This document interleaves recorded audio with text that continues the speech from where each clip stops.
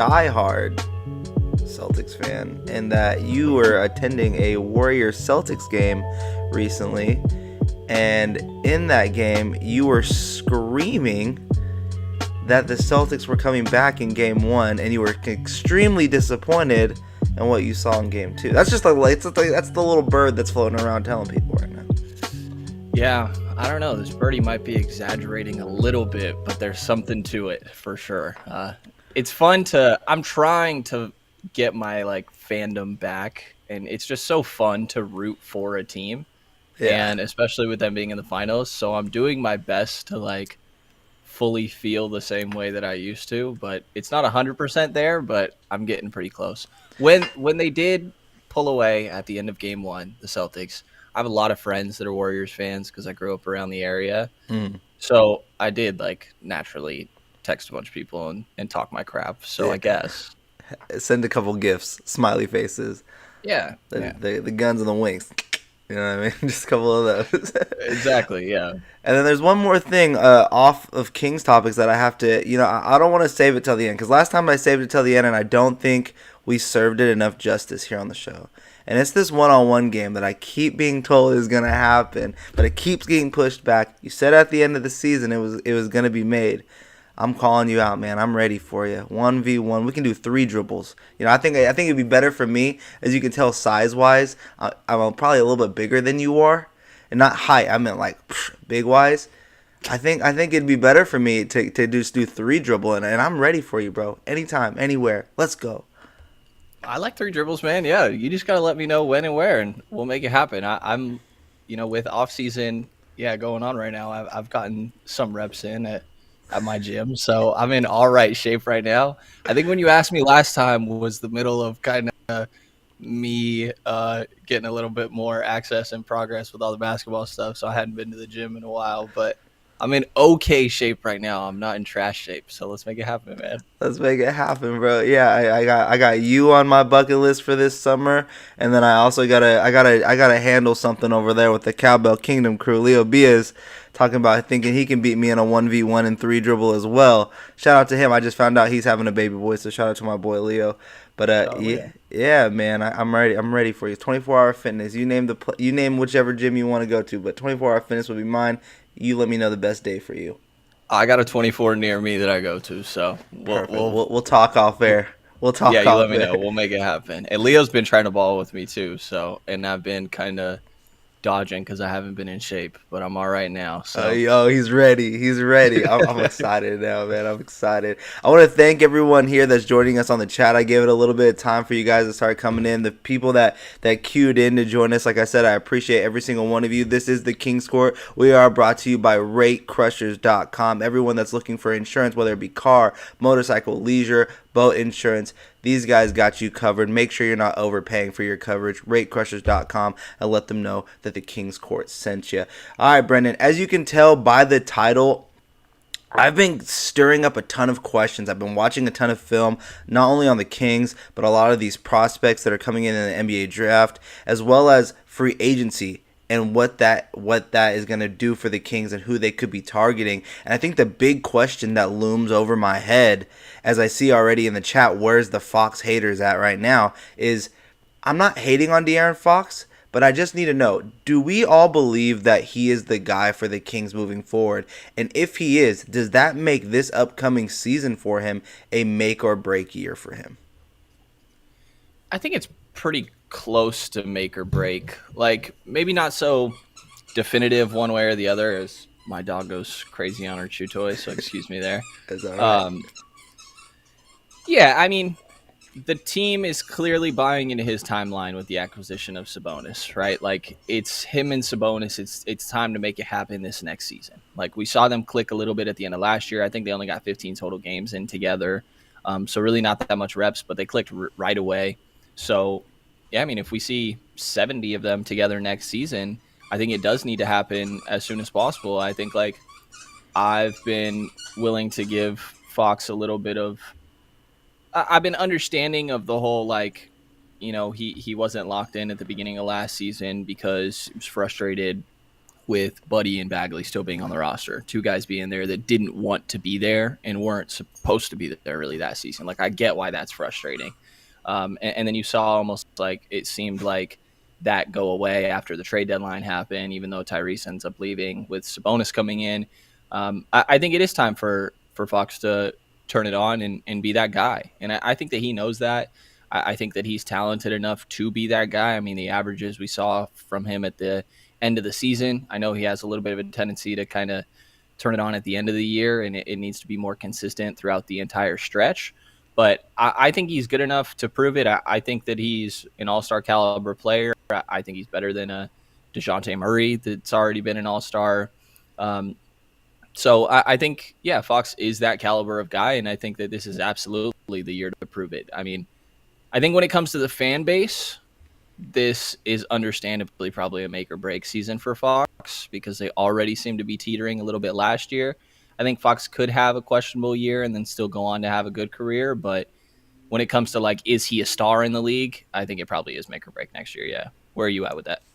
Yeah, for me, I'm definitely 100% on the boat that this is a make or break year for him. I mean, he averaged what 28-9 at the end of last season, and then averaging was right under 7 assists per game after the break to end the year. But like you said, it's at the end of the year. The Kings were kind of fighting for that play-in spot, and we all thought they had the chance. But even when it fell off, I don't know if his play style really translated into, yeah, this means the Kings are going to be better moving forward, and I think that's going to need to be answered right away. I don't think we're going to be able to see him have those early struggles like we did this past season, because there's no more excuses. There is the positive thought, though, that the Kings never truly built a team around De'Aaron Fox, right? Like, Domantas Sabonis is clearly the best player De'Aaron Fox has ever played within his tenure here in Sacramento. So if you put it that way, they still haven't truly surrounded him with a ton of shooters, and I think that's where a big impact in free agency is going to come. Is if Fox is the guy, and you believe it, you've built this team, you've actually stood up and said, this is my guy. By the way, you traded Tyrese Halliburton to acquire Domantas Sabonis. Then you have to think that everything leading into this season is going to be based on the idea that Fox and Sabonis is going to work and that Fox is the number one on this team. And that's where I have huge question marks now leading into this draft. Even more so is Keegan Murray is a key player to me to be keeping your eye on because of the way he can shoot. And the consistent chatter that we're hearing, and Rafael Barlow, who was just on the show last week or just the other day, came on and said he also heard what James reported, which is there was rumors and strong belief that the Kings are in close conversation with OKC to move to number 2. I feel like that would only be, in my mind, for Jabari. So, I mean, I don't know if you heard that episode there, Brenden, but I know you heard the news that the Kings are interested in that number 2. If this chatter is all real, and if this is all about De'Aaron Fox, do you think they're keeping their eyes on the best shooters in this draft, which would, be a Keegan Murray, a Jabari Smith Jr., or even a Chet Holmgren? And of those three, which would you prefer the Kings to draft? Yeah, I think moving up is like, as much as they might think Fox is a star, Sabonis is a star, like, you can never really have too many, right? And I think it's still like they have to convince people that those guys are stars still, that Fox and Sabonis. And those guys have to do some of their own convincing as well with their on-court play. But it's like Sacramento only has so many opportunities. I mean, really, the only opportunity that organization is ever going to have to acquire a star is in the draft. Like, even if you want to point at Sabonis, they acquired him technically by trading their draft pick. Like, they nailed it in the draft with Tyrese, and then they were able to trade him for a star. Like, this is the only time an organization like Sacramento is ever able to acquire a star. So when you're into the top 4, it makes it like feasible to get to top 2. And if you really believe in one of those guys fits, then I think it makes a lot of sense. I've been a fan of doing it since they jumped to 4. I think both Jabari and Chet are amazing fits on the Kings. Both are really good shooters. Obviously, Jabari's better. And, yeah, just a better spot-up shooter, ridiculously high release. He's got the length and on-ball defense. I think Chet is more of a difference maker on the defensive end with his rim protection. I think that he's got some good versatility defending on the perimeter as well. I think he's a lot easier to be okay with if you think of him as a 4 rather than a 5, which is what he would be playing with the Kings. Like, I know 195 is pretty crazy for a 7-footer. I just realized the other day he weighs less than Terrence Davis, less than Davion Mitchell, and less than Dante DiVincenzo. It's pretty Yeah. crazy. Uh, Davion Mitchell's 6 foot. He's got a foot of height on Davion, and he still weighs less than him.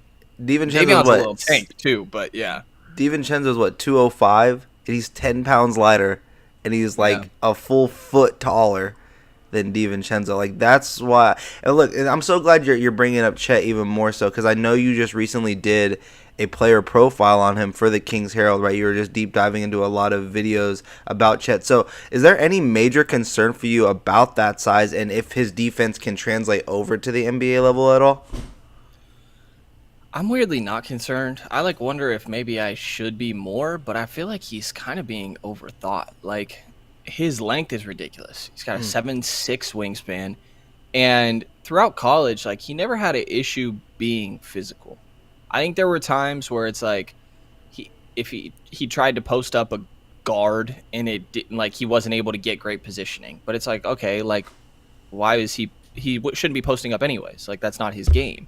Um, I think defensively, if guys try to drive into him and kind of put their body into him and push him back and finish on the way down through contact, I think that he still holds his ground well enough and is long enough that he could still be pushed back and still um, deter shots pretty well and affect them with his ridiculous length. Like, I think his timing and touch is really good. I kind of think that I get why there is concerns because he's such an outlier, but to me, he's just like so skilled and just ridiculously lengthy that it's hard for me to overlook. Like, I think that he's the defensive difference maker that the Kings need, and then on the offensive end, he's just a little bit more of a complementary piece. Like, he could get a board and put the ball on the floor and make decent decisions passing to his teammates. He's a solid 3-point shooter. He's been pretty confident from there. I want to say it was 38 or 39% during his time at Gonzaga, and the form looks good. Can pump fake and put the ball on the floor. So offensively, I think he's just a little bit more of like a complementary piece, and then defensively, I think that he really is like a difference maker out there.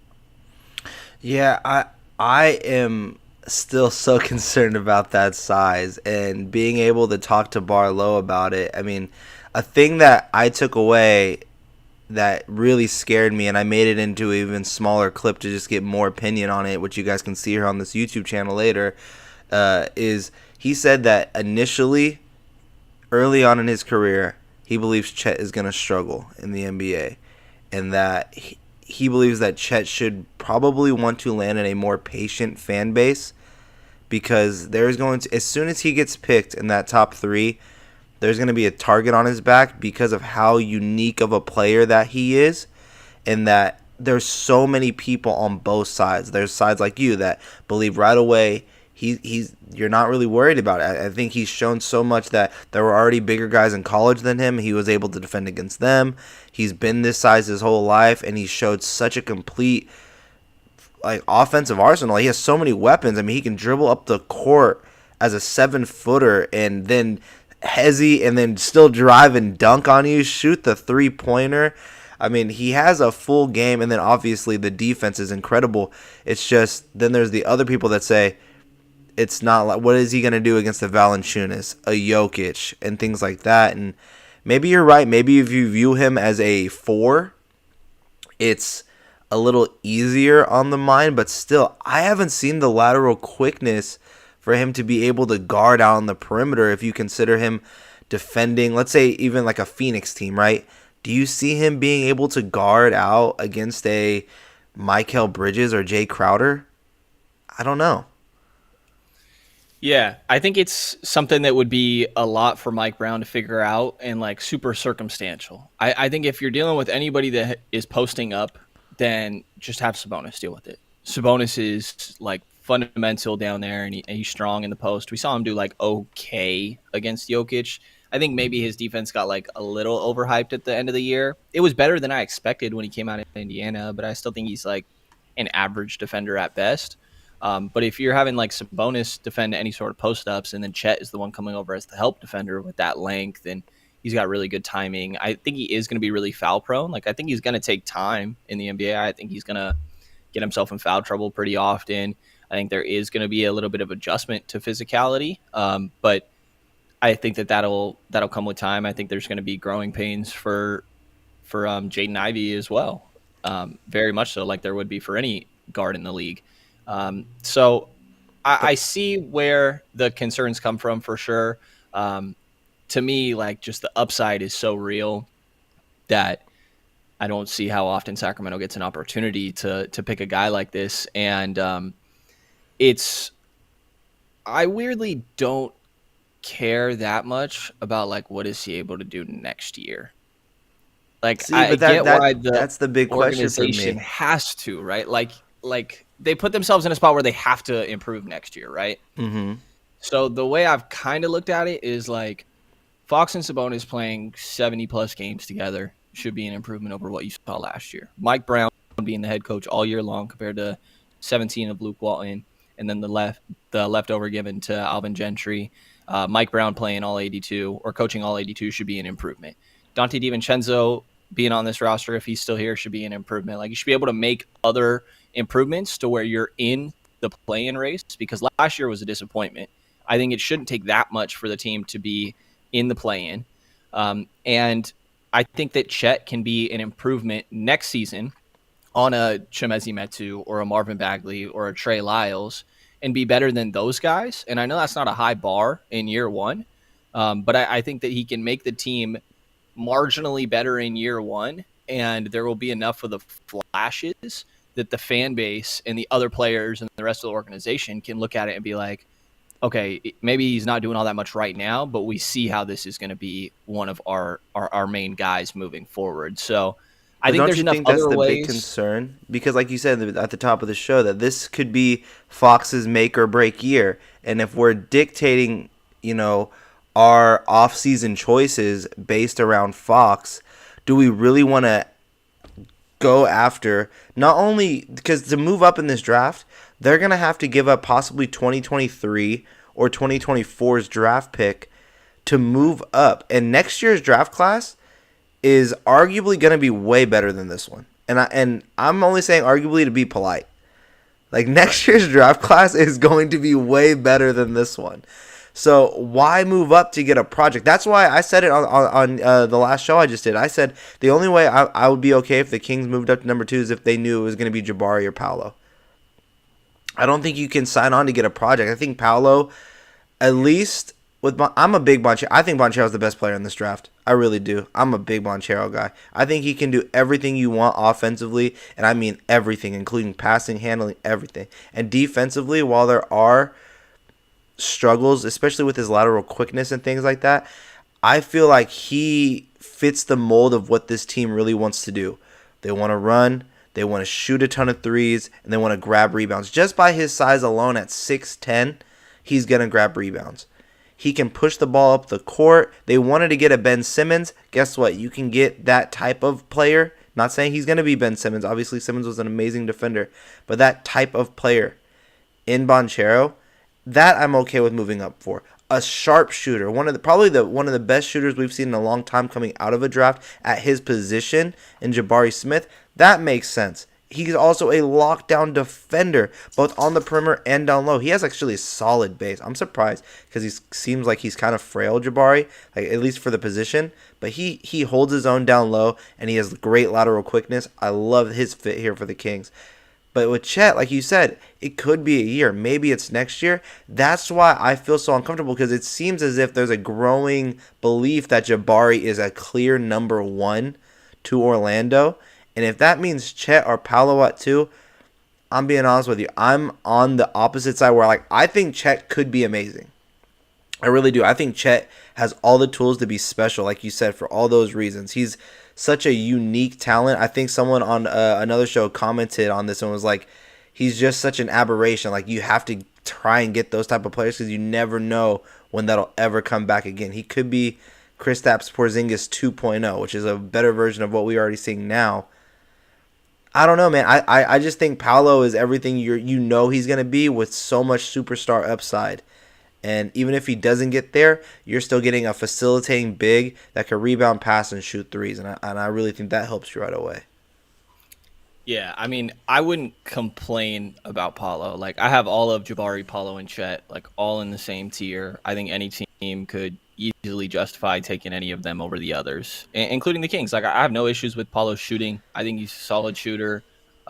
Maybe, like, obviously I'd prefer it to be better when you're talking about putting him with Fox and Sabonis, but I think it's a fine fit. He's the only guy that I look at in this class as, like, he could be a number one option on an offense, which is maybe the most valuable thing in the NBA. So like I really like Paulo. I'd have no issues with them taking Paulo 2 over Chet if that was the decision that they made.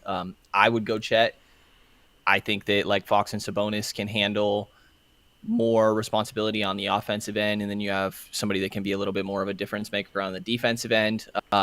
And yeah, well, I do think Chet could take time. I think my counter would be like, what is, and this is like if you have Paulo, the ceiling is different as well. But like, I think that while there, I understand why there's a lot of focus of like, let's just get to the playoffs and then figure it out from there. I think they got to be careful to not build a roster that has like no chance of ever getting out of the first round. And so that's kind of why I'm like, yeah, I really like Fox and Sabonis. And like, but Keegan Murray's not a guy that's like significantly raising your ceiling in my mind. Like I think Jaden Ivey could become a star, and any of those other three guys that we talked about could become a star. And so while maybe it's going to take some time, or maybe there's some fit concerns with guys, like I think they need to take upside because as much as like I understand you want to get to the playoffs, you want to like raise your floor as soon as possible and get rid of the stink of this 15-year playoff drought. Like you have to make sure that when you get to the playoffs, you have a chance of getting out of the first round. Right. Yeah, you don't want to be like, I don't know, the Knicks and just make it there one time and think you've accomplished something and then be back right where you were the last few years prior. Question. Minnesota was the same, and then they jumped to one, and that eh, does it. And look, and now I think next year there's so much pressure on them to see what they're gonna do. I mean, they made a big move. They got that new GM. What's his name is slipping my head right now. I was gonna say Calvin Booth, Tim Connolly. Tim Connolly, yes, and my buddy Zach Noble. Shout out to Zach. He runs the Noble and Roosh show. You guys should check that out. He got shouted on Pat McAfee today. Awesome for them. He's a huge Minnesota guy. He lives out there in Minnesota. He covers the team closely. He was jumping for joy when Connolly was there. So I think there's going to be such high expectation for Minnesota next year for them to be successful, and I think I'm very intrigued to see if they're gonna keep D'Angelo Russell and Karl Anthony Towns together because yes, those two are the best friends, but it's become clear that Anthony Edwards is the number one option there on that team, and I don't think there's any debate about it anymore. Yes, Cat's amazing. Cat is still an all-star center in my mind. He's just not Anthony Edwards and what he brings, but that's just me. Brenden, we got a question in the chat here that says, why do we all keep bringing back the Fox and Hallie thing? Why does Fox bear all the responsibility for them not meshing 100%? Halliburton needed to adapt his play style for Fox, not the other way around. Do you think that this Fox and Halliburton and him being traded is going to be like a continuous thing that we talk about? Or is it just like it has to be talked about because they chose Fox over Halliburton, so it's clear this is the direction that they're moving in? Yeah, I see where it comes from. I think it annoyingly comes back to the Luka thing a little bit. Like I think they all add up. Like it's the whole idea of like, oh, we can't take the ball out of Fox's hands. Um, and I don't know how to feel about that. Like I understand why Fox is better with the ball in his hands. That's how he's going to be the most effective as a player. He's damn good at it too. Um, he's also got to be able to play more with the ball out of his hands, which I think Sabonis does that a little bit, but that's a very obvious way for him to function off the ball, right? With like Sabonis playing on the elbow and Fox cutting and kind of their two-man game. It's super simple and obvious, like kind of how to make that work. With another ball handler, an initiator of the offense, it's just like a little different. And I think Fox and Tyrese would have worked eventually. I think it was just they weren't willing to give it time for that to work out. And maybe they don't think the ceiling of Tyrese is for him to be a Domantas Sabonis caliber player, which is like all-star, fringe all-star, you know? So I think there's kind of a lot that goes into it. I think that we're also going to be talking about Tyrese just as long as we've been talking about Luka. Maybe Tyrese won't be the same caliber of player as Luka in my mind, but Tyrese is so likable and like likes to do media, and I think he's going to be a really good player that he's just going to be like shoved in our face every once in a while, and Kings Yeah. fans aren't going to be able to help but talk about him. Yeah, he's gonna be shoved in our face every single chance that we could get it. All next season, if Tyrese is averaging 18 and 12 with 2 steals on 44% shooting, I promise you, Sacramento Kings fans, you guys are never gonna hear the end of Tyrese Halliburton being amazing in Indiana. The beat writer out there came on the show and said that they view him in Indiana. The front office said that he is their Peyton Manning to their organization.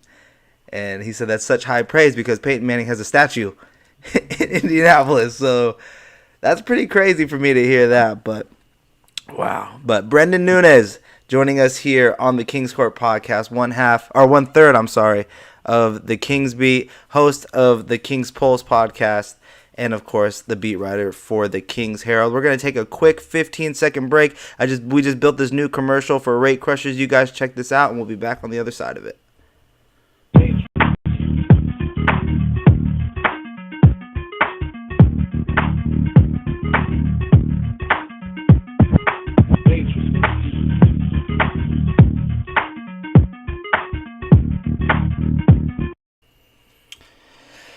All right, Brenden, we're back. Quick commercial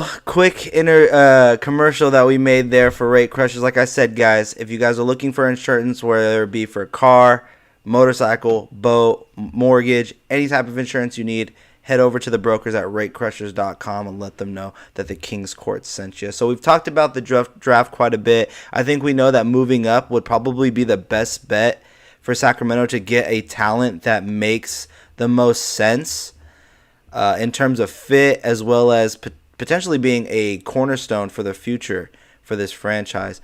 But now I think we have to start looking more toward free agency, Brenden. And I think it's what guys are available out there now that can right away step into either a starting role or be that bench player that the Kings have been needing for a little bit. Because I feel like the bench, away from the certain moments that they had, like here and there, was pretty weak in Sacramento. The Chimezie Metu was questionable. Trey Lyles had like 1 or 2 really good games. Terrence Davis was hot, then he was cold, then he was freezing.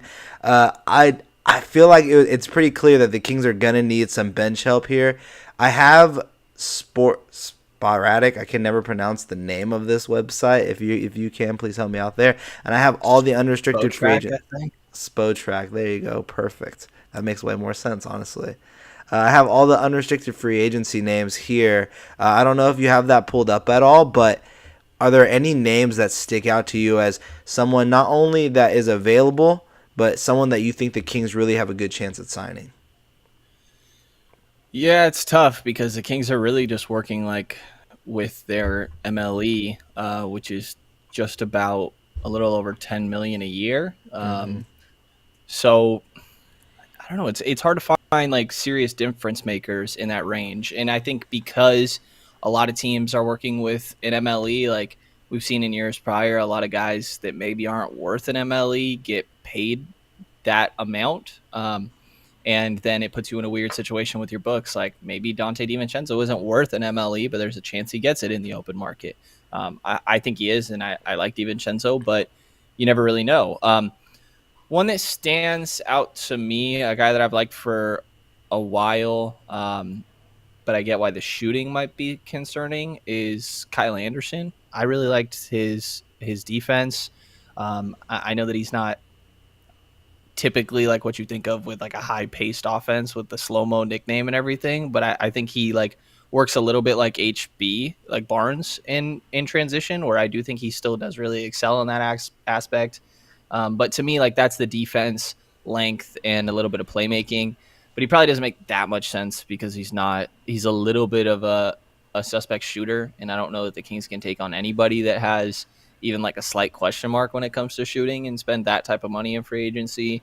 Um, it's tough, man. There's not that many, like seeing Bobby Portis's name come up, but like I would guess that he ends up staying in Milwaukee. Um, What are your thoughts on Gary Harris? yeah, like yeah, he's been an interesting one. He keeps popping off the page to me, Gary Harris, and then the other one, which I think is going to draw so much attention when we get closer and closer to free agency for many Kings fans, and I think it's a real possibility. The injury concerns scare me, but it's TJ Warren.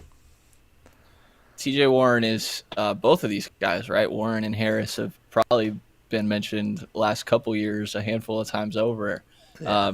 And you can see why. Like, Harris is interesting to me because it's like, is Dante going to be back? Because, and like, what does this roster look like? Because they have a lot of balancing that they got to figure out in the meantime, right? Like, is Dante DiVincenzo coming back? What role is Davion Mitchell playing next season?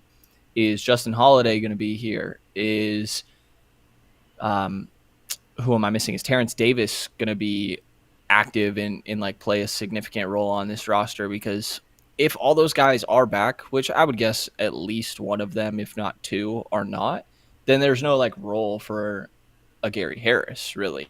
But if they end up like making moves where they're kind of balancing in other aspects, then I could see Gary Harris. And TJ Warren, like I would try it.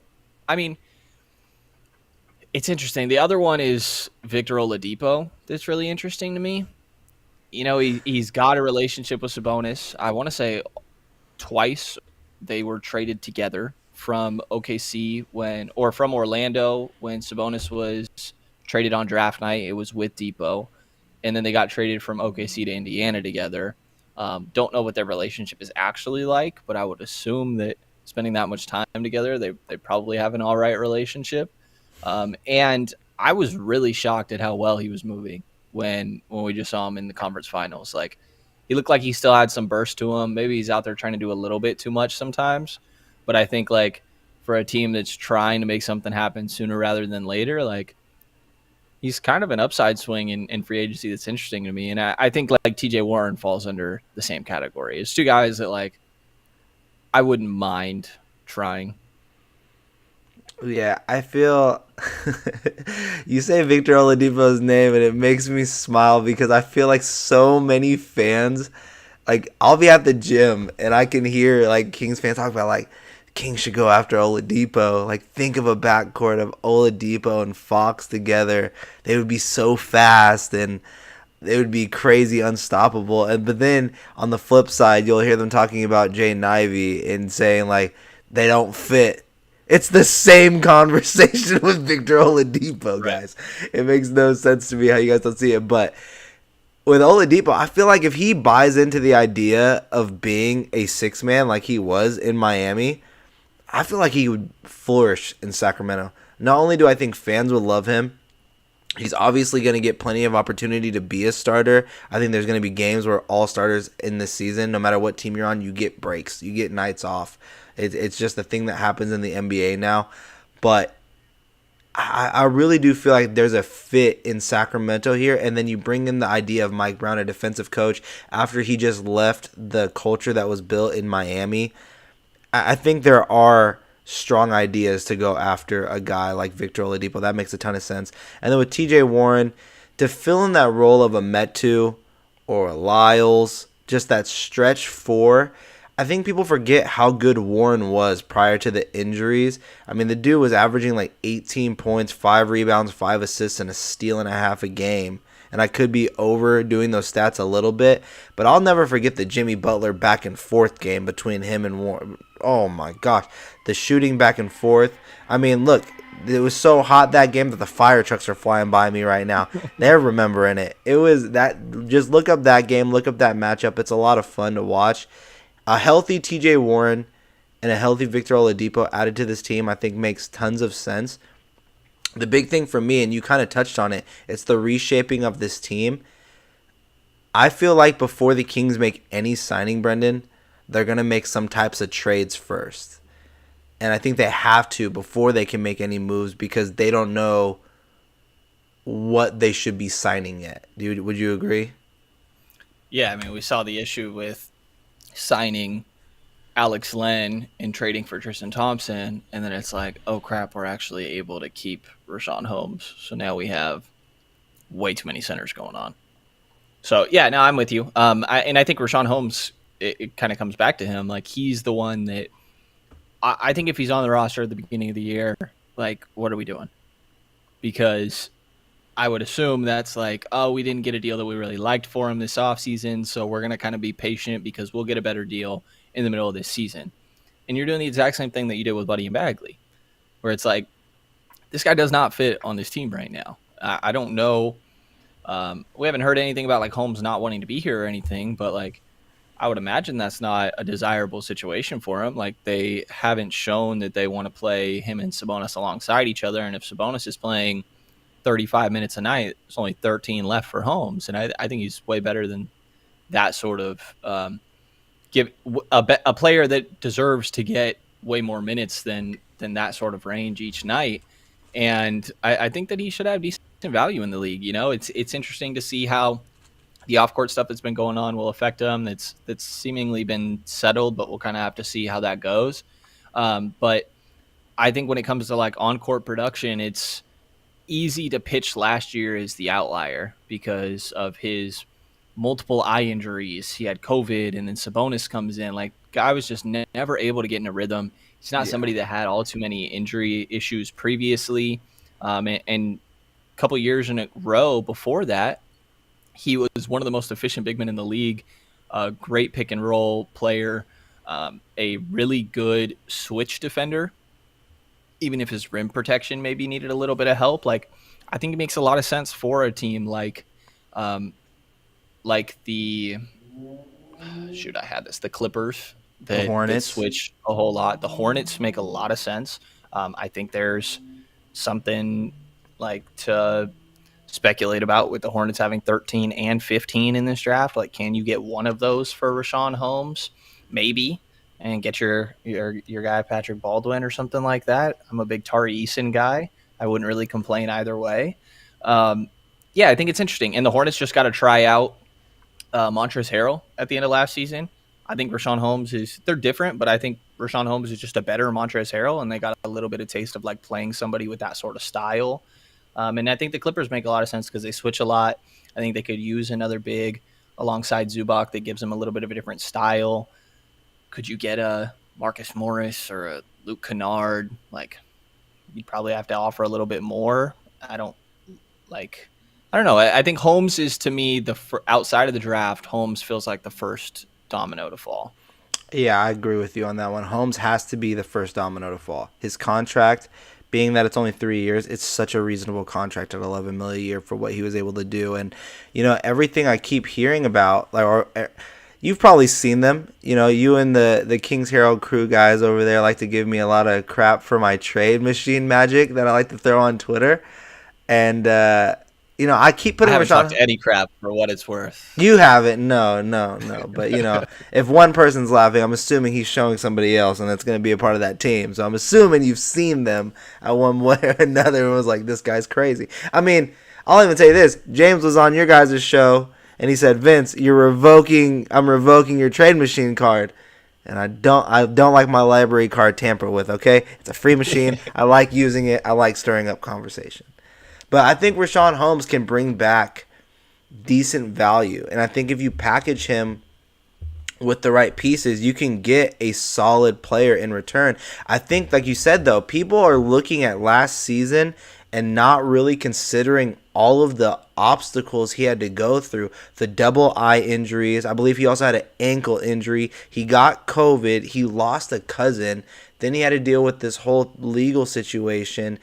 There was a lot being thrown at him. I'm glad it's been resolved for him on that end. I'm not going to act as if I know the entire story of it all, but I do know I'm happy for the fact that he got to keep custody of his son. So that's amazing there.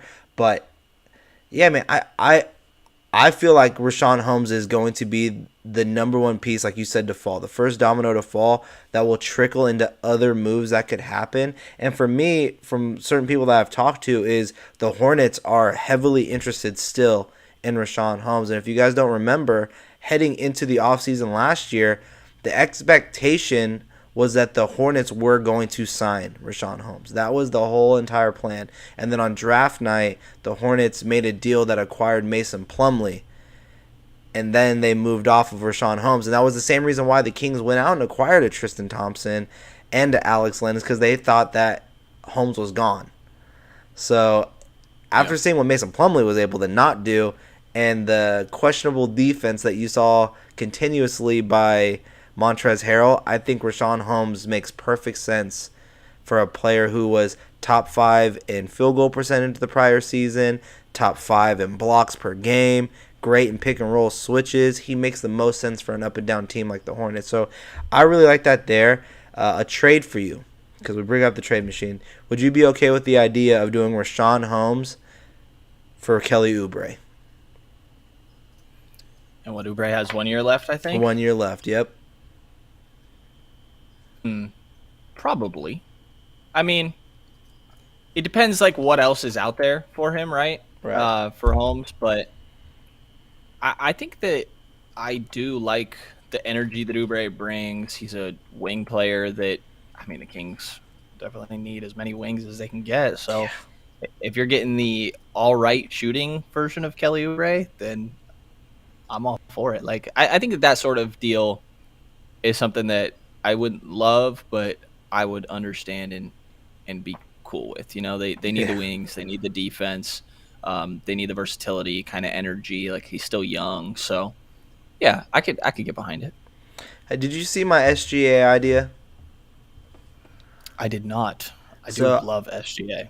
Okay, so there were, when James first reported that there was a deal possibly already in place for the Kings to move up to number 2, I said I found that was pretty interesting, but I think that it would make more sense in my mind that the Kings would want to move up, or would make a trade with OKC to acquire Shai Gilgeous-Alexander, because you're going to have to give up multiple picks to get him.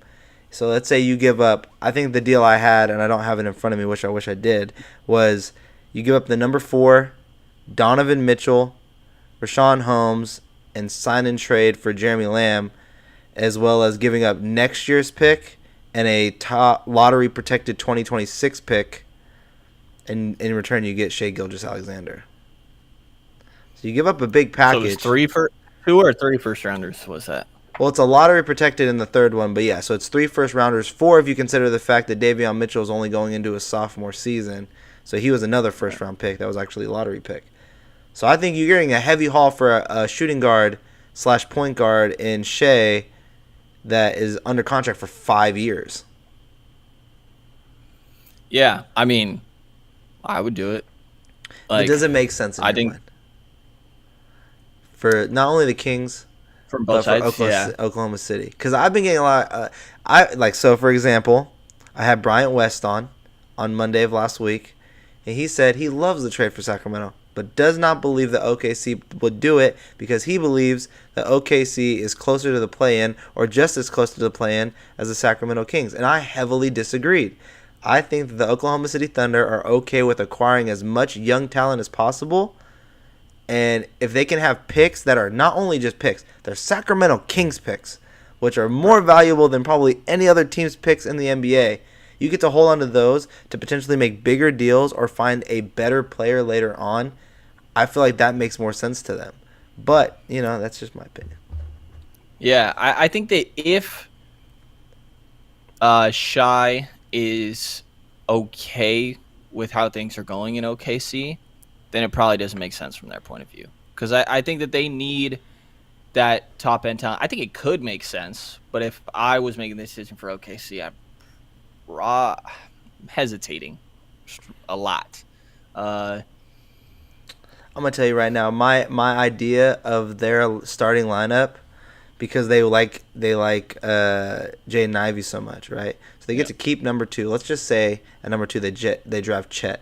Their starting lineup would be Josh Giddey, Jaden Ivey, Chet Holmgren, Rashawn Holmes, and Lou Dort. Yeah, And then off the I see bench, it. off the bench you'd still have Davion Mitchell and whatever Poku, Darius Baisley. I mean, you still have that nice young talent. I feel like for them it still makes sense. And on top of that, you're still sitting on three more Kings first rounders on top of your own. I mean, Yeah, I felt like it made sense on both sides. It's not like they're really getting that close to a play-in. yeah, I see it. I think at some point though, OKC's got to like make it happen Yeah. and start to win some games. And I think that they're getting fairly close to it. I still think the Kings have a better chance of making the play-in, but I don't think it's as like far off as maybe I would have initially thought. Like, I really like SGA. I think SGA. I don't think that Ivy's going to be the player that SGA is. I don't think Ivy and Davion like together combined for SGA level production. Like, I think that they could consider it. It just kind of like depends on like how they're viewing their timeline, right? Which I don't have a great feel for. And I think that like that's the sort of package though that like the Kings should be floating out for him or like Donovan Mitchell obviously is a hot I'm topic glad right you now brought that too. up. Like I feel like those are like the two guys where it's like, all right, you have to offer some Godfather package. Like I guess that's the closest that the Kings are getting right there, assuming Fox or Sabonis isn't in the deal. If you're going after one or the other, SGA or D Mitch, I which like one would you rather SGA. have? SGA? Yeah, That's I'm a big interesting. SGA guy. I'm a big SGA guy as well. I feel like so many people would call us crazy for saying that because I actually agree with you. I think I'm there with you in terms of I would rather have SGA in that type of Godfather offer than Donovan Mitchell. Because I believe that SGA is okay with being in a small market. I mean, he's been in OKC. He re-signed in OKC. On top of this, though, they continue to bring up fit. And I think it'll lead us back to the free agency conversation where we had and wrap up this whole entire episode here as we're closing in on an hour. I feel like at this point and where the Sacramento Kings are in terms of a franchise and where they're trying to get to, they need to fans and I think the team need to stop worrying so much about fit and it's worrying about getting as much talent as possible on this team. Putting talent on the court will help you win games regardless. Once you know what is cement and what is a building block and not just sand, then you can start figuring out what fits and start building out your house. But until then, I'm done hearing about this guy wouldn't fit. Like this whole if you traded SGA, that's too big of a package for SGA. Plus they wouldn't work together because they both can't shoot. Those are two talented basketball players on a basketball court. At some point, that'll make sense. Do you agree? Yeah. And I think last year is like the outlier for SGA shooting. You know, like I know like 34, 35 is kind of the ranges he was in before that because the 35 games he played in 2021 and like 40+% is not big enough of a sample size. But like I think he's shown to be a good shooter. I think he's more of a natural too. Like you saw a little bit at the Clippers. I know that was just first year for him, but like yeah, I think that you get the talent and you make it work. Like I think it's the same conversation with Ivy. Like I think there were a lot of questions around Jaylen Brown and Jason Tatum's fit together. I think that there's just like so many questionable fits in years past that like if you're good enough and you both have the same goal of just trying to win as many games as possible no matter what that looks like, you're going to make it happen. And what's the worst case is that oh man, both these guys don't fit together. Too bad they're both still really good and have a lot of value in the league. So if they don't work, then like go figure that out afterwards. You know, like I guess I'm kind of talking a little bit more about the whole Jaden Ivey conversation that's been going on. Like if Jaden Ivey ends up not working with Fox, like if you want to say that Tyrese didn't work with Fox, I don't know that I'd throw that label. Like I maybe don't his throw fit that didn't label. work. He still got you DeMontis Sabonis. You Yeah. know, like he was a damn good player. So like, and you were able to go flip him for something that did fit. So if they were to pick Ivy, which is what I would do if it was four and the top three goes like as expected, and I think the fit is okay. But if the fit didn't work out, it's not like you're just in a crap position. Then like if you need to, go and flip Ivy or go and flip Fox. Like I don't think that that's the ideal end outcome of drafting Ivy, but I still think it's a better outcome than taking Keegan Murray at four. So I'm with you. I think that like specifically when you're talking the draft and like that high of a pick, that for sure go for talent. When it comes to like free agency and you're only working with an MLE or like trading role players, I get like just finding the right fit because I mean, like you said at one point here, like they had no shooting last year. They have to get shooting, which I guess isn't even a fit thing. Like that's just being an NBA team. Yeah, yeah.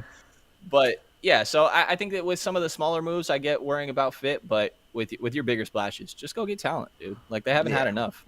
Yeah, when you're going after those heavy names, you don't worry about fit or anything like that. You worry about how much talent can I get here on the floor next to my other known talent that I have, which, like I said, this is going to bring me to the free agency part because in free agency, I don't think you're going to find that.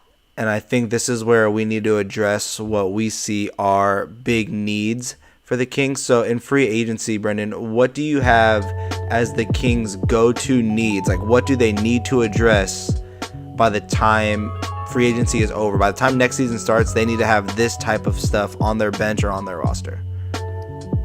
I'm just going to steal De'Aaron Fox's wording of just length and shooting. Guys that do both, not guys that some that have length and some that are shooters. Like they need guys that have both. Figure out what's going on with Harrison Barnes. Is he somebody that's going to be willing to come around after his next season because he's expiring, or is that somebody you need to move and capitalize on value before he walks for nothing? I think they need wings that can shoot the ball and aren't completely ignored on the 3-point line. Yeah, I think shooting is like key. It's so funny you trade away Buddy Hield and guess what? You kind of need him. You kind of need him with this talent that's there a little bit. But we said the same thing when it was coming around with Ben Simmons. I said if the Kings traded for Ben Simmons, I would hope that they got to keep Buddy Hield, and this was for that exact reason. Couple of names I want to throw at you. You tell me if you think they're going to stay or not. So it would be yes or no on the Kings team, if they'll still be a King by the time the season starts. You ready? Yep. Dante DiVincenzo. Yes. You think he'll be a King? Okay. Harrison Barnes. We'll go with no. Interesting. Rashawn Holmes. No. Rashawn Holmes is a no. Yeah, I'm with you on that one. Davion Mitchell. Yes. Jeremy Lamb. No. Justin Holiday. That's a no. No. All right. Very interesting there. I think those. I'm with you on some of them. I think Holiday does stay. I'll be honest. I think Holiday does stay. I also don't think Dante stays. I think Dante is going to be gone. I think they're going to sign and trade him, and I don't know what it's going to be for. I agree with you, though. I think Holmes and I also think Barnes will not be on the Kings, and I think it's because those two have proven talent, and they're under good contracts, and with Barnes, it's expiring, and I think a lot of title contenders will want him, and you can get something for him, and that's why I said I've been looking at the end of the draft at the start of the show, because I feel like there's something there. There could be really something there. Going to the chat before we leave, it said, we answered RP's question about the Halliburton and Fox situation, and after we answered it, he said it's annoying. He doesn't like it. He doesn't like that we have to bring it up. It is. Justin Holiday is not a shooting guard. Number one reason why Alvin Gentry had been fired. Do you think the number one reason Alvin Gentry was fired was because he didn't know that Justin Holiday wasn't a shooting guard? We could go with that. We could go with it. I don't know that Alvin Gentry was ever really hired in the first place fully, but yeah, we'll go with that, sure. He was the best case scenario in a worse situation. I guess that would be the best of it. Do you think we can get Donovan Mitchell for Harrison Barnes, Rashad Holmes, I think he meant Rashawn, the number 4 pick, and a 2024 first round pick? I think it would take more. It would take 1 or 2 more picks at least. You think you'd have to throw in Davion Mitchell as well, right? Maybe. Probably. Davion's interesting to me. I don't know like what his league-wide value is. And I almost get the impression that the Kings like value him really high, higher than most other teams would. I think I do as well. I think I'm on that boat. I value him like pretty high.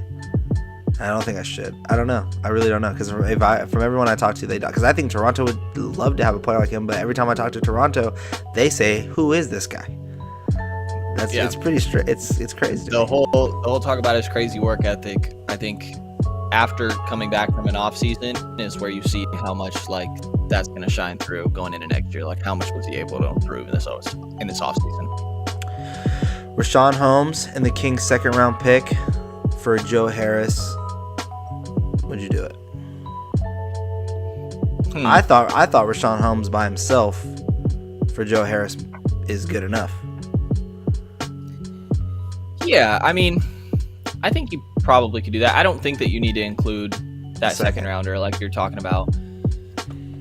You just have to get a good feel for where Joe Harris is at coming back from injury.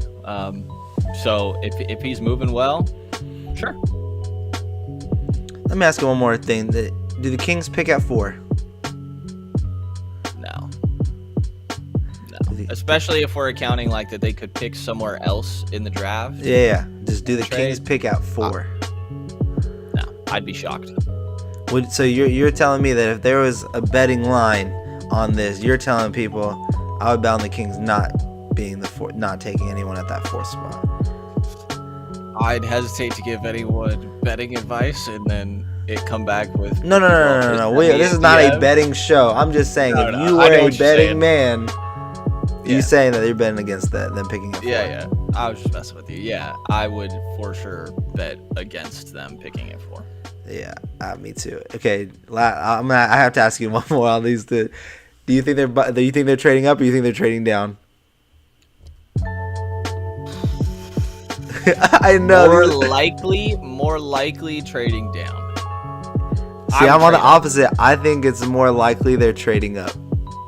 I think there's someone in those top 3 they have circled, and this is my this is like my what would be my theory that I have growing in my head. They attended those combine workouts, right? You saw Vivek sitting there watching Ivy, and I think it's because of that growing interest OKC has in Ivy. I think the conversation was, let's make sure we're making the right choice. Let me see this guy, because we're going to give this guy up no matter what. And there's someone in that top 3 that they have circled, and I think that is who they're going for. My only hope would be that they don't give up next year's pick. I hope it's this year's number 4 and it's 2024 or 2025 pick, because I think next year's draft class is too good to sit out of, and I think that's where the hesitancy is. Because I'll be honest, I don't want them trading for Jeremy Grant. I don't think that's a good move. That's just my personal opinion. Yeah, I'm all right with Grant if he's more of like a 4-year, 90 sort of extension, like what Mikal Bridges just got, and not the whole 117 that he wants. So, yeah, and that's only if they don't trade up. Because I think if they do trade up, it's probably next year's.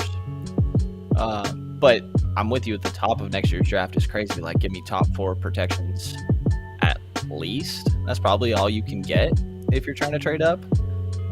But it should be interesting, yeah.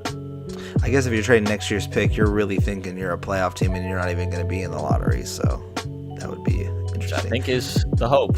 Yeah, right. General Long says that's too much to be giving up for SGA, the big offer that I offered you. He said it wouldn't take that type of thinking. Oh, he says the type of thinking that we had about getting best talent. Says no, that type of thinking puts you in a bad spot. SGA said he wants to be a point guard. Benedict Mathurin works better. Trade down. They have to get shooting, but Ivy isn't that. So what are your thoughts on Benedict Mathurin? And this is how we'll wrap up the show. I like Mathurin. I think he's one of the... It's interesting. I've said one of the best shooters a lot in this draft because there are some really good shooters. Like we talked about Jabari. I think AJ Griffin falls into it. And then Mathurin is probably third when it comes to guys that are likely lottery picks in my mind. I think Mathurin, like, it's easy to see how he would work with Sabonis with his really good cutting and all that. I think he's a lot of work to do on the defensive end. So if they traded down, Mathurin is somebody that I would be more than okay with. I'm going to tell you to go listen to Locked On NBA Big Board. They ran into some very in-depth stats about Benedict Mathurin's shooting that drew so many red flags for me, because I was big on Benedict Mathurin, thinking that he can be a catch-and-shoot type of player or any type of shooter. I'll put it to you this way. The only way Benedict Mathurin is an effective shooter is if the team is moving extremely fast at all times. If you put him in a half-court set, those percentages drop significantly. And those numbers are going to be with Rafael Barlow. So go ahead and check out the Locked On NBA Big Board podcast. Brenden, we did it, man. We did a full hour together. I think this is our longest pod we've ever done together. I appreciate you, brother. I appreciate you coming on the show. Before I let you go, let the fans out there know where they can find you online and what they can be expecting from you throughout this entire offseason. Yeah, thanks for having me, Vince. It's always a good time, man. Things you laid out earlier. I got a Kings Beat podcast going on, Kings Pulse podcast, and all the written work at the Kings Herald. My Chet Holmgren profile should get wrapped up here probably tomorrow. Figuring out the specifics, and I got to stop myself from watching film and just actually sit down and write it. But yeah, that's what's going on, man. What film do they got you watching? What homework do they have you on right now at the Kings Beat? I'm supposed to watch Swingers, some Vince Vaughn movie. That's a great movie, actually. I love that movie. You'll like that movie. I'll probably watch it tonight. I just found it on Hulu, so pretty funny. It's an older movie though, so I don't know if I haven't watched that movie in a long time. I don't know if it's gonna hit the same, but it's pretty funny. Have you ever seen Glenn Ross? No. It's a great movie too. If you like a sales pitchy type of movie, that's a good one. You know what you should do? They keep like shaming you for being young. I noticed that on that show, Brenden. You gotta get them back. Like if they're gonna give you homework to watch these older like Ben Stiller and Vince Vaughn movies, you gotta start getting them on like, I don't know, what some TikToks or something. Yeah, make them listen to some Lil Baby and tell them to come like listen to a verse and let them. You know, it just dropped. The new Kendrick album just dropped. Right. Tell them to go listen to N95 and let them come back and bring you a review. Say we want an in-depth review on this. Tell James that came from me. It's funny. Tell James that came from me. Drew Spacey told me to do the same thing. It's pretty funny. I think Sean would be on point with all the modern rappers. I think James would take time to do his research. Good. You know what? This dude, I think both of those guys, both of these guys are like, they love going out places. Like every time you go on Sean's IG, I mean, obviously he works for now. I'm going to do my James Pam impression. Fox 40. Sean Cuddy, you know? He has to travel for work, but they do like go to like a ton of concerts. Like James and his wife like to go to a ton of concerts all the time too. So it's like they should be interested in what the young people are interested in. Have them listen to like DaBaby or like some of these mumble rappers and let them give you a review. Be like James, I'm gonna need a 300 to 500 word write-up on Gucci Gang by Lil Pump. Exactly. By next episode. Exactly. Just a quick synopsis of that one album. I want to know what it is. Yeah. Brenden, again, man, thank you so much. At Brenden Nunes NBA on Twitter. Shout him out. Follow him on all social media platforms. Subscribe to the Kings Beat. Subscribe to Brendan's podcast, not only on YouTube, but also on iTunes, the Kings Pulse podcast. Great work, Brenden. I'm following you on all your work, so I applaud you and continue doing the great stuff that you've been doing, man. I really do appreciate the work that you've been putting in for the Kings. This show has been brought to you by RateCrushers.com. You guys saw the commercial. You guys will see it here at the end. Please go to them for any of your insurance needs. Make sure you're not overpaying for any of your coverages. My name is Vince Miracle. You guys can follow me on all social media platforms of @VMCenter. Leave a review down below. And if you're listening on iTunes, down below, leave your comment sections on YouTube. If you haven't done so already, what are you doing, bro? Hit that subscribe button and subscribe to the YouTube channel. You like my YouTube voice? That's my YouTube voice. I only do it at the very voice. That's the YouTube voice right there at the very end. I appreciate all of you guys for watching us here. We had quite a few people on the stream today, so thank you all. And until next time, Sacramento Kings fans,